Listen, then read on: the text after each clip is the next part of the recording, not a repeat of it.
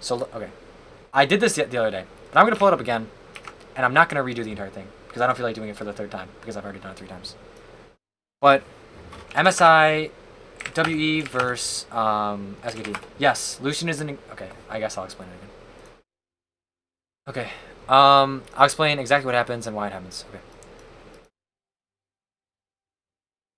Picking Ori into Lucian is pretty bad overall, but she becomes more useful in the mid game if you don't die.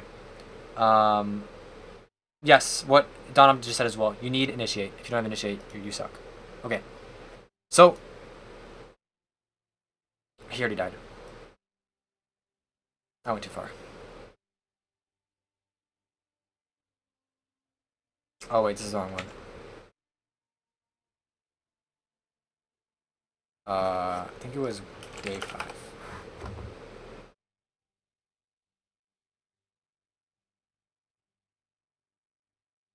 If you look at the team comps, it's so obvious the mid's going to be ganked. Like, the fact that Faker falls for it is actually kind of upsetting. Okay, so this is the game. Okay.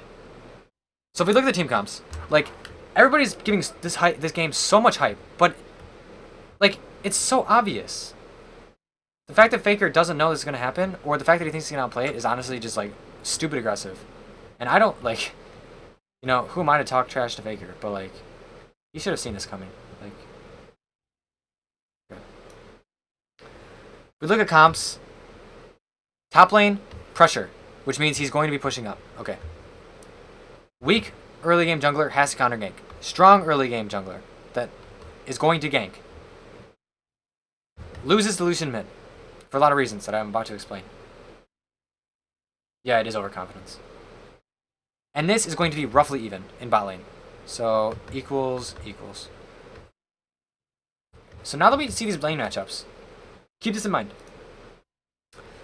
Because what's going to happen is mid will be even, because Lucian will not push with an Elise jungle. I need to change colors. Lucian will not push with an Elise jungle. Top lane is going to be pushed this way. And bottom lane is going to be even. So what does this mean? That means Elise is starting red, and she is going to either gank bottom, she's going to invade, or she's going to gank mid. 100% of the time, because she starts red, and they know, red side. And they know she starts red side because of the way Lucian comes into lane. So they should assume this is going to happen. They should know it's going to happen, actually. Elise could do this, but this is really cheese, and she just loses her bot side jungle if she does this. If she starts bot side, then top should be worried. But, like, we know she's not going to go top. And if she does go top, they'll probably lose, because you can't catch Galio, really, in the early game, even if he's shoving. Because, like, Shen Elise, like, it has lockdown, but, like, not really. And Galio's kind of tanky. And Galio's going to have a minion wave. And Galio will probably have it in turret, so he probably won't be in the lane anyway. So, this means 100% that one of these things is going to happen. Keep that in mind. Because what happens just literally destroys the matchup. And this is why Lucian mid is not good in other scenarios. But it's very good in this scenario. It's literally a worst case scenario for SKT that happens here. Okay, so notice what happens. Xie trades. Because he knows that he can burn Orianna's sustain with Lucian's early power. Because Orianna is not strong into Lucian. Because if she starts Q, she loses trades. If she starts E, she wins trade, but loses all lane pressure. And then she's going to lose level 2. Okay. So she has no winning play in the early game into Lucian. Or until mid game, actually. Okay, so he trades sustain. You can see, he trades again. He's also controlling the wave, but he trades sustain.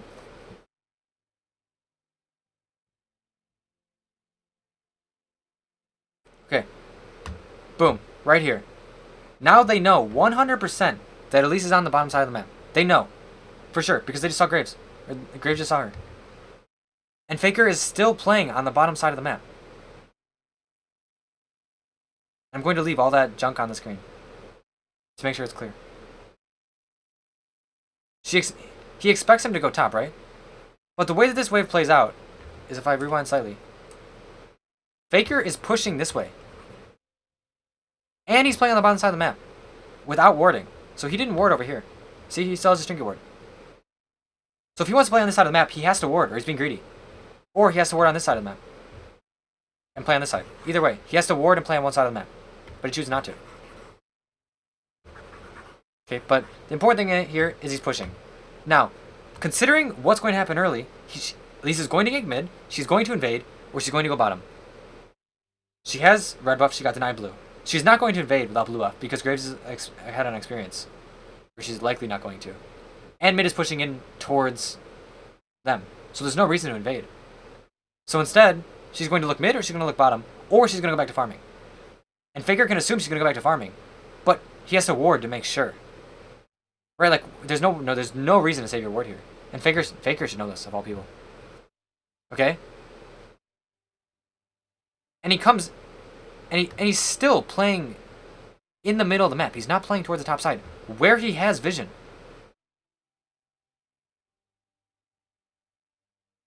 And what happens is Lucian just dashes in, right? Okay, we'll dash in, dash, auto, Q, auto, right? This is just a ton of burst damage.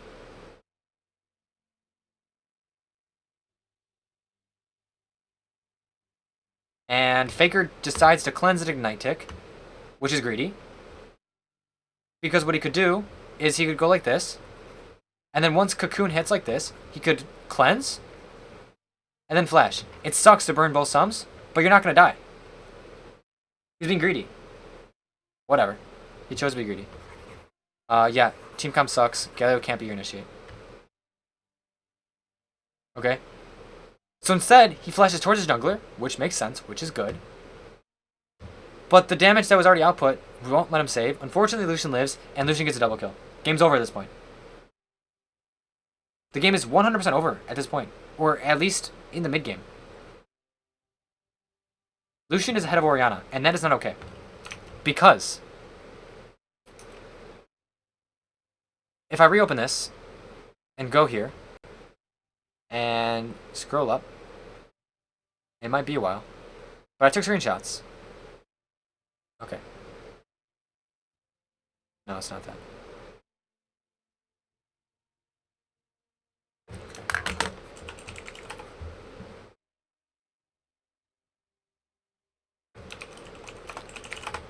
I took these screenshots specifically for this point, so I'm going to find these screenshots.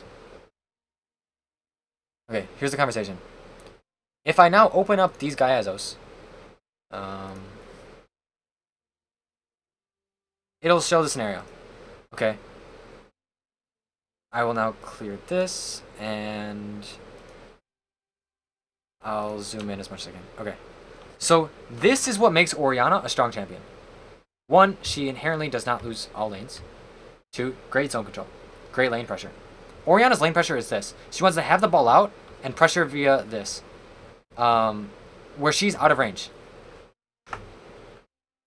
No. He picked Orianna into Lucian. He knew he was going into Lucian mid.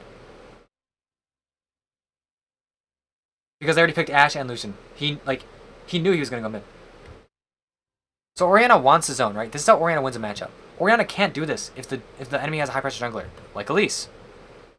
Can't do this into Elise. Can't do this into Lucian either, because Orianna has no winning play. If her ball is out here, she cannot E in time for a Lucian,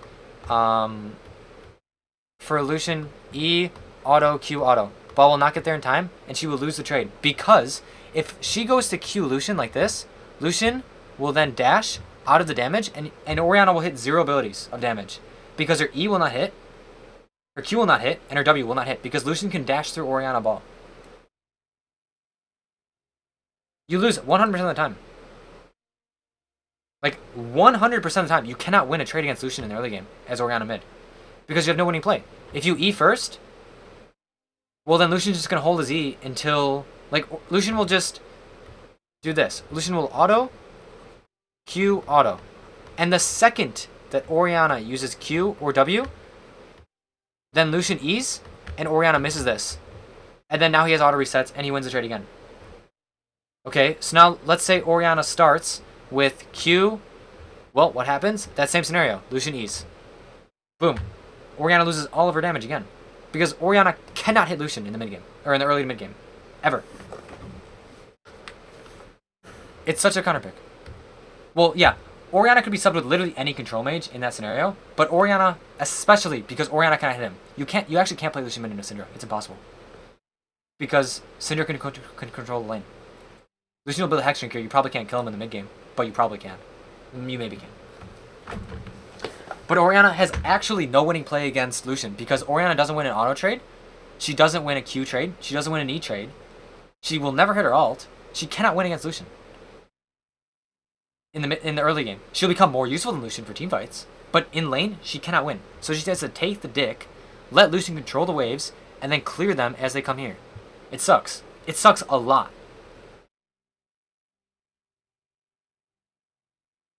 But, I mean, that's what you have to do. And Orianna, this takes too long to hit mages, or to hit people. Orianna does not, this is not how Orianna wins lanes. Orianna does not win lanes via queuing forward.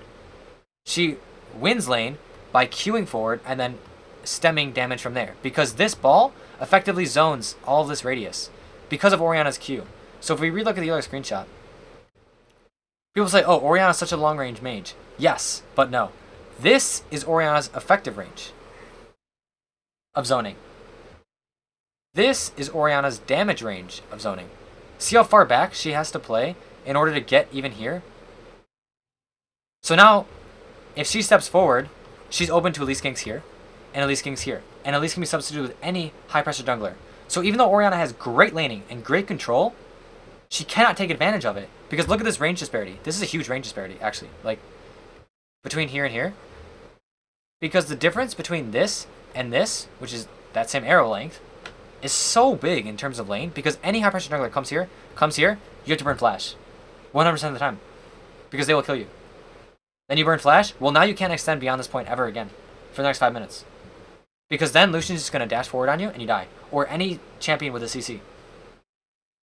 Or any high-pressure jungler comes. Like, there's absolutely nothing you can do. And this is any control mage. But I was just talking about the Orianna specifically for Lucian matchup. Because, like, okay, so let's say Syndra steps here. She dies, again, because of this. In competitive play. In solo queue, maybe not. But in competitive play, if you step up here, if you're consistently stepping beyond this line, you die. Their Vi will flash ult you. Their Kha'Zix will flash E you. They will kill you. Because once they kill you, this is what they do. They open up this, they open up all of this, and they open up all of this. They win the map if they kill this mid laner at any point beyond level 3. And even before, actually at any point in the game. Before like 20 minutes. If they kill a mid laner, they open the map. So it's really, really impactful. And the reason that Lucian is so good with a high-pressure jungler is because if that jungler has any form of CC, Lucian just E's, autos, Q's, autos, W's, autos. And this is so much burst damage in conjunction with any CC and damage that the jungler has. This happens. And if they don't die, well, so basically, what this leads to is either death or flash. One of these two things happens. And flash is basically as good as dead because now you lose lane, like I just described. And Lucian just all into 100% of the time. And once you're dead, well then you just lose, right? Because like I said, you lose all this pressure because they control wards and they get vision, division. So now they know exactly where your jungler is. So Lucian's just allowed to play to aggro. So if you see in this VOD, that's exactly what happens. Look. What? So now he's ahead. So anytime Orianna uses Q, right here. Oops, I missed it.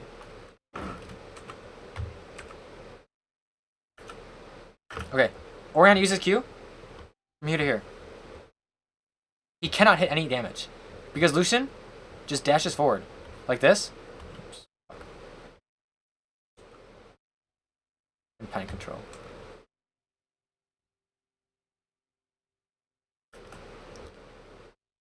After this point, Lucian just dashes forward and does this exact sequence. Like I said, E, Q, or auto, Q, auto, W, auto. And this is so much burst damage. And he's perfectly free to do this because they got this ward here. And you can see, he divides this lane into 4 quadrants. Right, so you see this burst damage. It doesn't seem like much, but that's a lot. That just soaked damage and it soaked mana. And he's blue buff, so he's just free to just keep using his abilities. And he's free to push because Lucian divides this into 4 quadrants. I don't know why that's transparent. Divides it into 4 quadrants. Oh, I'm on my highlighter, that's why.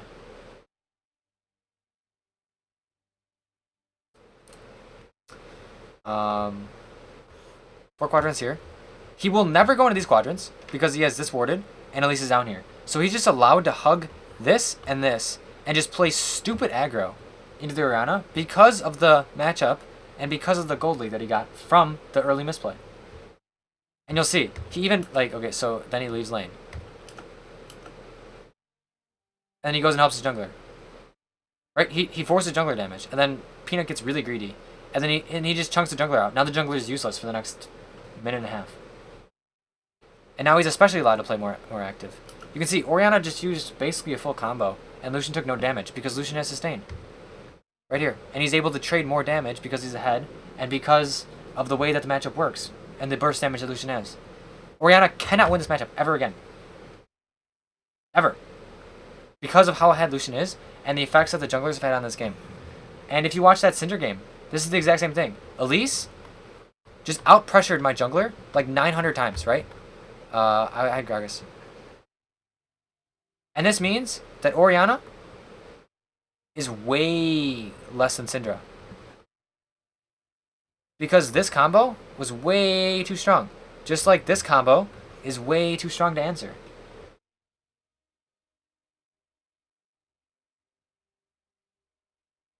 This is case by case though. Yeah, I mean, I don't disagree. But this team comp met these conditions. 1. Low pressure enemy jungler. Gank jungler.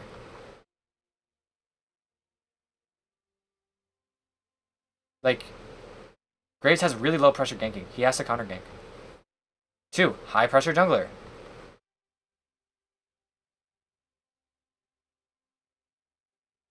3. Immobile mage. Oh my god.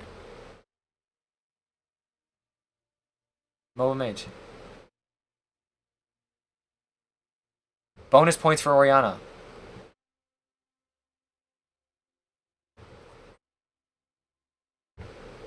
Four. Focus around mid. 5. AP sources. 6. Tank. These are all the conditions you need to meet for a Lucian mid, right here. These are, like, I play Lucian mid. These are, like, basically the only conditions you need to meet. Oh, I guess not Syndra, not LeBlanc, not an assassin, obviously. 7, not assassin. Not assassin or high burst. High burst mid. Right? Like, these are the things you need.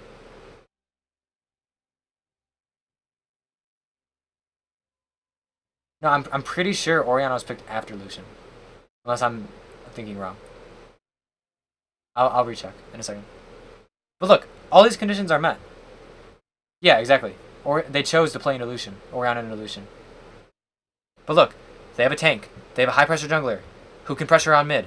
They have the engage right here, like you just said. They have an AP source. 2 AP sources. The enemy has an immobile mage mid. A low early gank pressure jungler. And low dive to add on to that. Like, all these conditions are met. And these are the conditions you need to play. So people are like, oh my god, Lucian mid's the next big thing. Not really. Because if all these things aren't met, you are going to lose. Or you're likely to lose. And if you don't lose, the enemy misplayed. Like bad. But if all of these conditions are met, Lucian mid is absolutely insane. Because you just win mid lane. Like, you win in a sense that isn't auto-shoving the lane, but you have priority because you're threatening the lane. It's like playing Vlad versus Cassio. Cassio can effectively zone Vladimir off the wave, and she just wins. And has pressure in the mid lane, but it's not by pushing. The same thing happens here. Lucian can just effectively zone Orianna off the wave. And see, this scenario becomes even worse. Because, like I said, all these conditions are met 1. But he gets a double kill, and blue buff, and is allowed to take advantage of it. And, if you look, he's able to solo dive Orianna.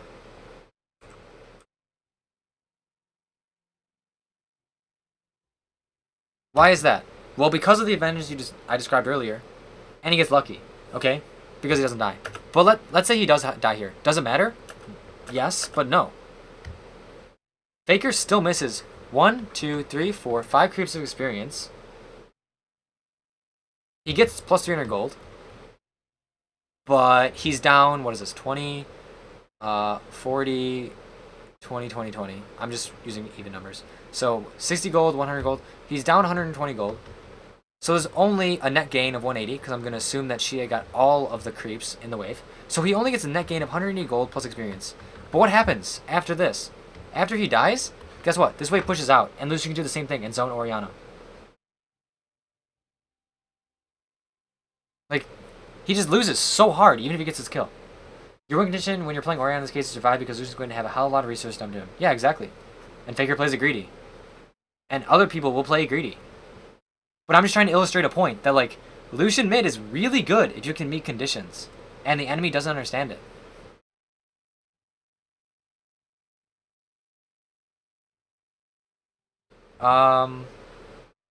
If you're Ori and there's almost no jungler impacting the lanes, we can just skip the first two conditions?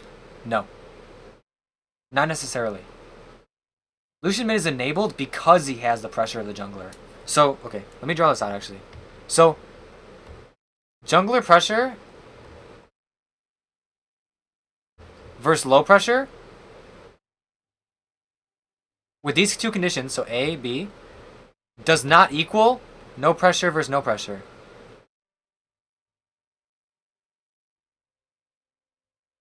Because they're different things. So this is A versus B, right? And this is effectively B versus B. So what's different? A. This condition is really important because this allows Lucian to play aggressive, and the 2 versus 1, or the 2 versus 2 is, so 2v1 or 2v2 wins. 1v1 should win, but this is not necessarily the case because Orianna can just survive. But if the jungler comes, she can't just survive. She has to play exceptionally passive.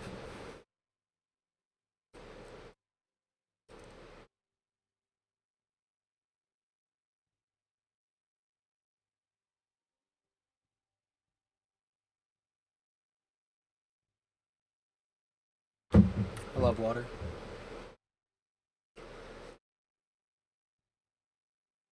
I think this game is so interesting because SKT messes up really bad. And SKT usually does not mess up this bad. So, seeing how they mess up is really, really interesting. Because the key fault here is one draft. These are the key faults. Draft, item builds, like Huni builds Spirit Visage against a fed Lucian and a moderately fed Ashe versus Elise Zyra as AP damage. Makes no sense. And then Faker plays Overconfident. Peanut plays Overconfident. So this is Peanut and Faker. Right? Like, his Graves play was just Overconfident. And it just proves, like, they can lose if they mess up, and a team exploits them. This team they exploited them. Brother Parth introduced Brother Coma into the faith of int drafting. Exactly. But it's like, it's just really interesting.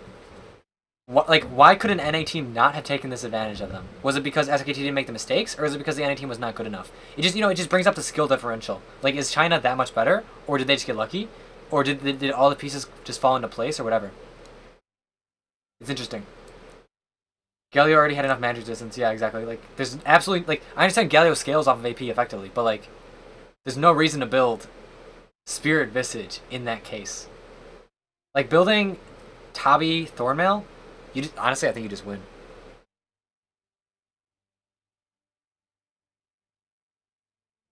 I don't know. This all makes sense. I hadn't seen this matchup before. We're just playing against a Smurf that was playing Lucian mid enemy. No jungler pressure on either side. Yeah. If there's no jungler pressure on either side, like, Lucian has a potential edge, but, like,